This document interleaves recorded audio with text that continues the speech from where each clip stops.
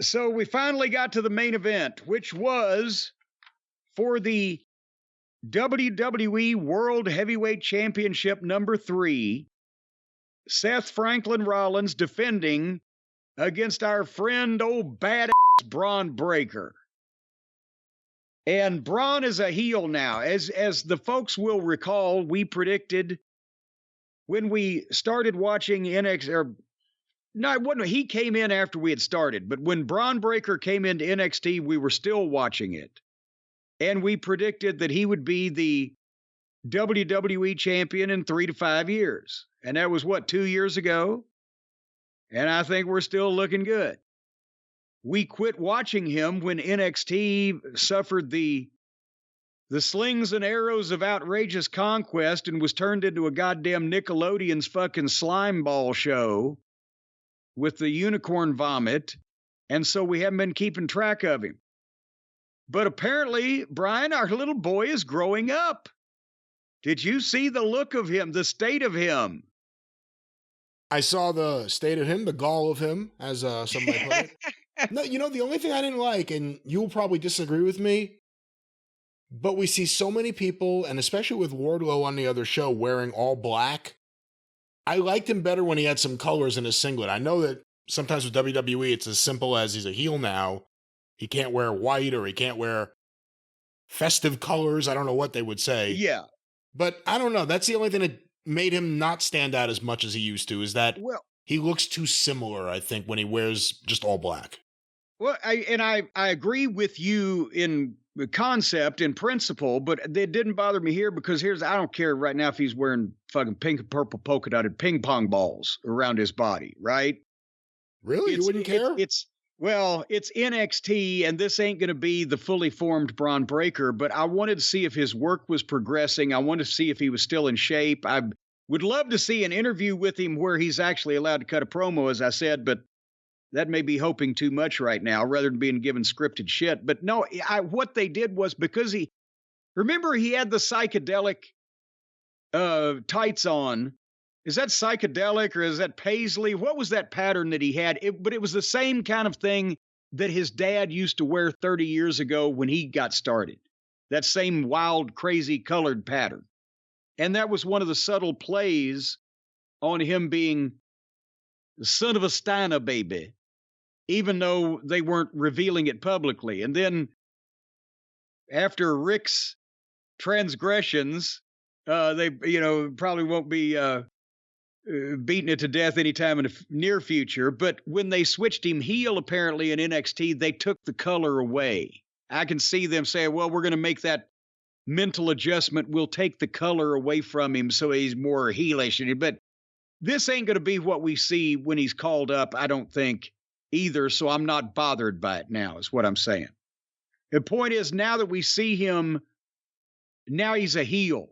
Because remember, before he was a green baby face, but he had the tremendous, not only the athletic ability, but the bumping ability of his dad and his uncle. That he could take those fucking bumps and not hurt himself. And he had the explosive power and the way that he could pick you up and move you wherever he wanted you to go. He hasn't lost any of that, but now he's also got heel attitude. He's actually working like a heel. He's got the fucking facials. He's got the physical taunting when he fucking rubs the guy's face in the mat and he rolls over and he does push-ups next to him. So he's progressed. He still looks incredible, but now you can tell he's more comfortable. Remember, we said that he wasn't missing many spots. He was a prodigy because he had never done that at all in front of people when he was first on NXT television. That was his first time in front of people out of class. He was a prodigy there, but he was still tentative movements, or he might be going too fast for it and he'd get someplace right before he needed to be, or, whatever the case. But now he's smoothed up quite a bit.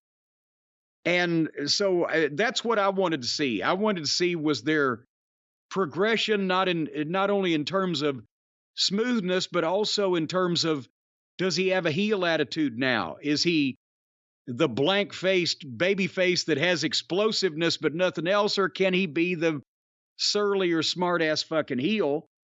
And honestly, it wasn't quite as smooth with Seth Franklin as I thought it would be, but I think that boils down to I would imagine this is the first time they've worked in public, and I don't know how much workout time they have, but Seth was obviously leading it as the experienced veteran, but at the same time, I don't think he fully was experienced enough, having not been in the ring with Bron Breakker, has a little bit of a unique timing. He's there quickly before you fucking know it, or he's explosive, or he covers ground. So there was a little part where I think they slowed it down just because Seth was trying to feel his rhythm or whatever. He came out with his ribs taped, Seth did, from the assault, attempted homicide on Raw with Finn Balor. So that was good that, most people be in traction and an iron lung for 6 months, but Seth fought through it and taped his ribs. And did it start taking you out of it right before the introductions, when they oohed him for so long? It took me out of it because they did it throughout the whole match. But I mean, before they could even do anything, we just had to endure the endless beauty shot with him with his eyes closed. It's so unbearable. And my only hope was, once the match gets going, we'll get a good match. The fans cared more about that chant and the singing than they did anything else, and that ruined it for me.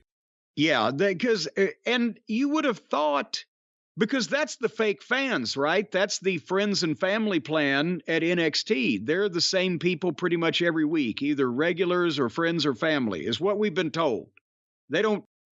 Do they sell tickets to the general public, or is it just that nobody really from the general public comes? Oh, I don't know about the modern day NXT, what they're doing actually.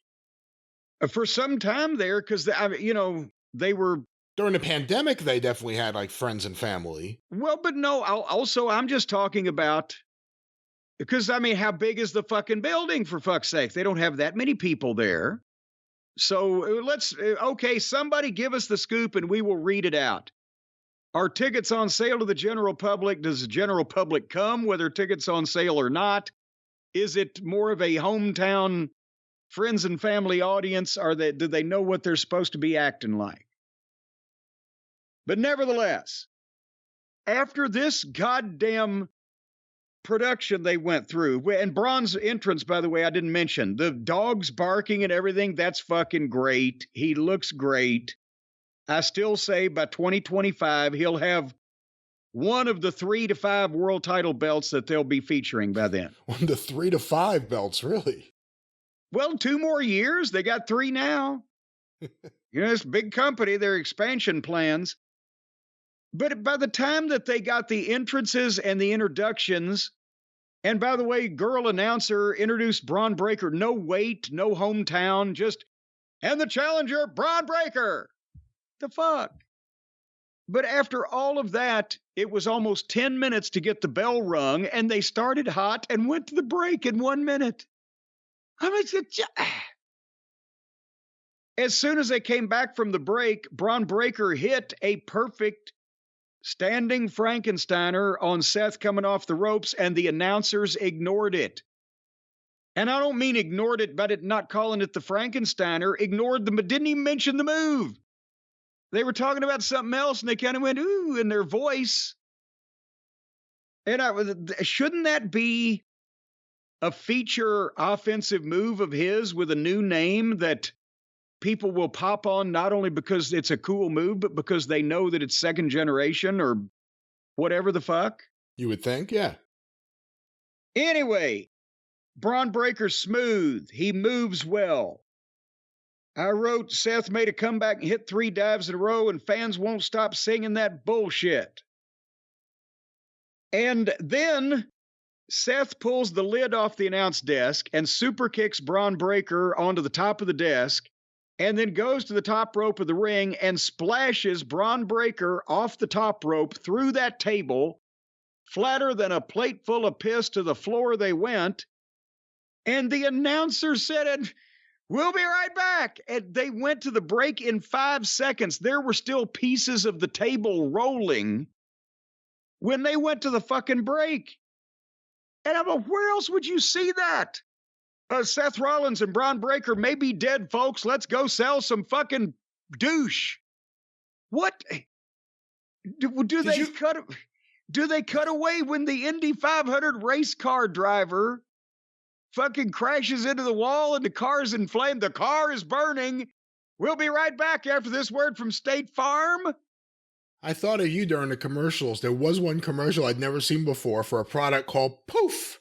And the guy said it like that, poof, the way you used to say it on the show. Poof. Bron Breakker's kicking ass out of here. Poof. Poof.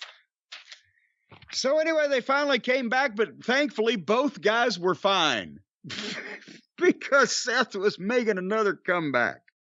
And then he missed a big splash off the top. And why did they have to do that goddamn... the table spot looked fantastic. Shouldn't have been a break spot. Should be a fucking angle to lead to a pay-per-view match. Right? But anyway, nevertheless, Seth is part of the new generation.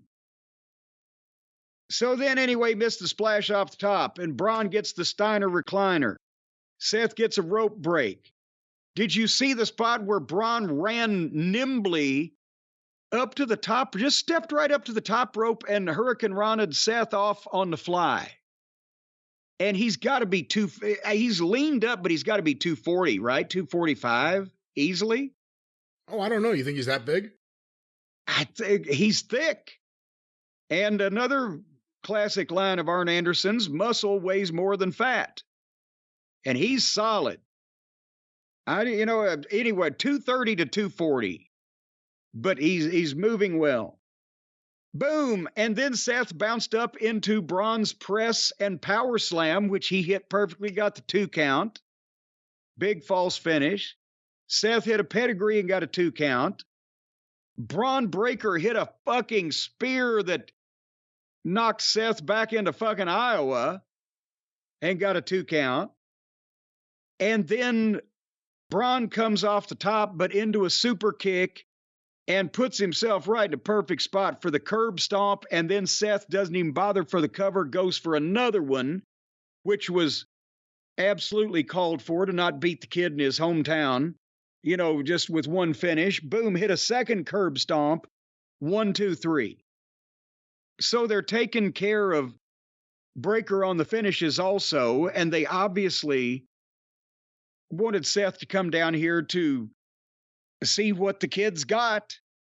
And I think, again, I don't know how much longer they want to wait before they bring him up, but geez, with the dreary status of most of the people on the main roster, if they can, I'd love to see what Heyman can do with this guy.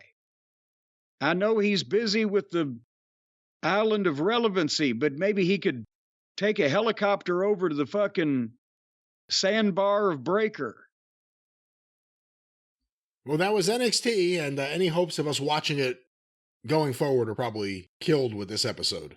Dashed to bits, left on the rocks, baby. But we wish everyone good luck. I guess that's the point. In their future endeavors.